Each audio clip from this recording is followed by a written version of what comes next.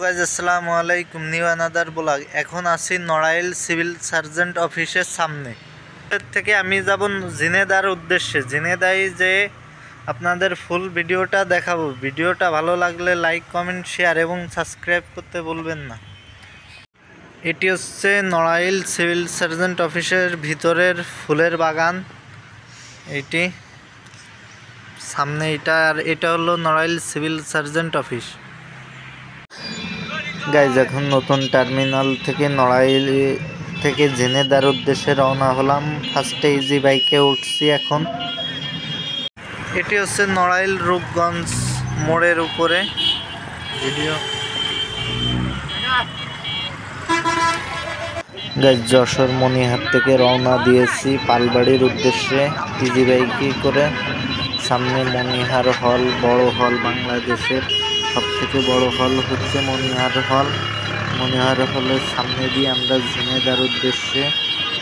এটি হচ্ছে মনিহার হলের সামনে গোলচক্কর। গোলচক্কর থেকে ইজি বাইকে যাইতে অনেক সুন্দর দেখা যাচ্ছে মনিহার হলের সামনে দিয়ে। ঝিনেদা বাইপাসের উদ্দেশ্যে রওনা হলাম।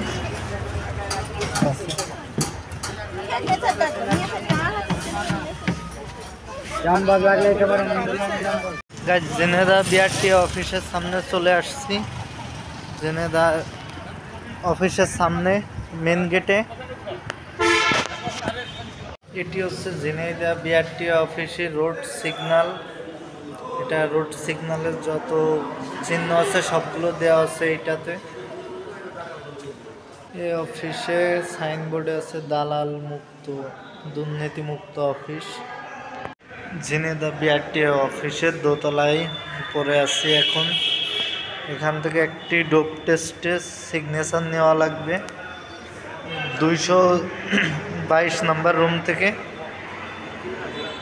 যুব উন্নয়নের যে কাজ ছিল সেটা সম্পন্ন হয়েছে। এখন যাব পার্কের উদ্দেশ্যে।